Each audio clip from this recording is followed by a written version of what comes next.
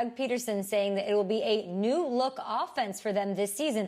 I want to know the unit that has most definitely transformed themselves this offseason. And let's start with Nate.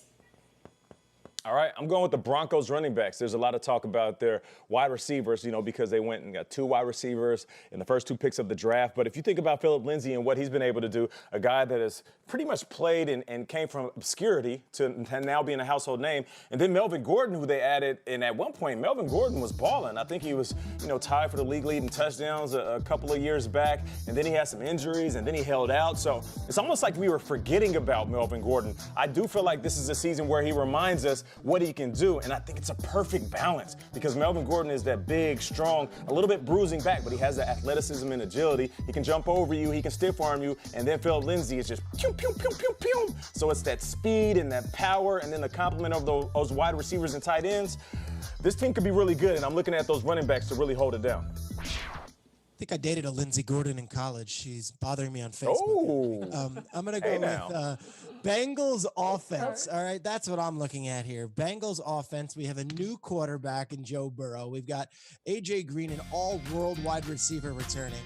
And, oh, yeah, by the way, we drafted a guy with the 33rd pick, T. Higgins, which very easily could have been a first-round pick and might be the best rookie wide receiver there is in the sport this season. So I'm going with new quarterback, 2 new receivers, really, for the Bengals if you think that A.J. Green hasn't been on the field for 600 days. And then, obviously, you bring back Joe Mixon and an offensive-minded coach in Zach Taylor. Bengals offense. Bengals are going to score points this year, guys. Don't be shocked if the Bengals are in some shootouts. Joe Burrow's going to play. I know A.J. Green is going to catch that rock. What we really need is a mock draft of Peter's college girlfriends. I want to see that stuff. Oh, high-end talent. Texans offense. This is going to be interesting, huh? I don't know where we're going with this. If you look at the Texans offense like a makeover, it's not a makeover where someone removes something from themselves that was good in DeAndre Hopkins. It's always like, Cindy Crawford decides to take off the mole or Strahan gets his teeth fixed. No. Those are the money makers. Don't do that. Very interesting to see the post-nuke era.